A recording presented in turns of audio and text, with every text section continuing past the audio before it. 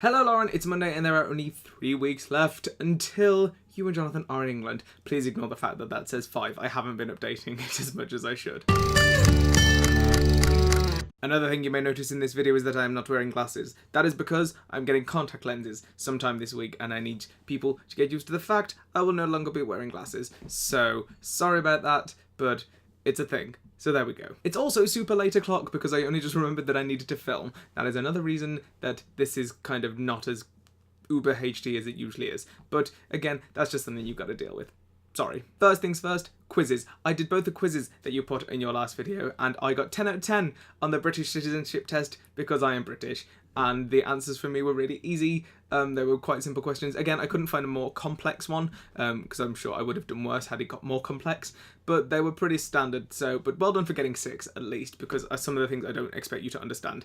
And on that note, on the American citizenship quiz, I only got 31. But it says it's a pass because anything over 30 was a pass. So I'm claiming 31 as a pass. There was some stupid stuff on there. It's mainly laws and constitutions and stuff that I didn't get, but things like vice president and current president and I think there was one about money as well. I was like, I know this. So that is a thing. So I did quite well. You also asked the question, what do we learn about America and its revolution and everything? And the answer is nothing. Because the UK and all of the countries within it are some of the oldest countries in the world, we have so much history of our own to go through that we don't often make it to other countries. So we spend our time learning about kings and queens and battles between Scotland and England and the joining of the countries and everything else around it, and then the wars, because God knows Britain loves a good war, especially with the Germans, because we've started 2 of them. Technically they started them, but let's not go into that today.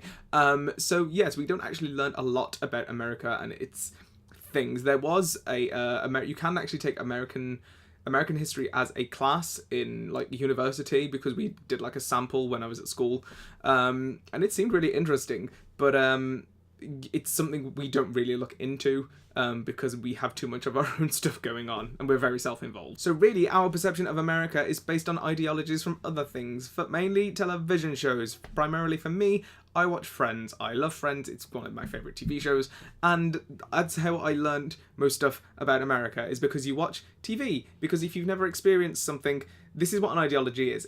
For those who don't know, an ideology is something that represents something else that you may not have like been involved in, so that's where you get your perception from. So for example, you might not have ever been in a car crash, but you know what a car crash is because of how it's been perceived on like film and TV. So that is the ideology of a car crash, is that it's loud and bang and possibly fire and things. But if you've never been in one, how are you supposed to know that that happens? It's because we get it from things like TV and film and books and stuff. So that's a quick one on ideologies. So we get most of our perceptions of things from that.